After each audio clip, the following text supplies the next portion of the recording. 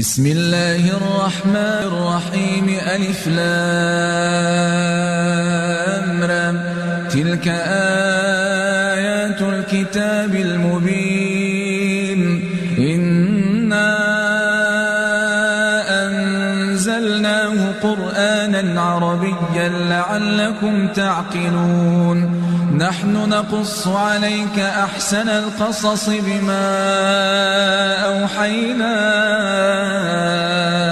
إليك هذا القرآن وإن كنت من قبله لمن الغافلين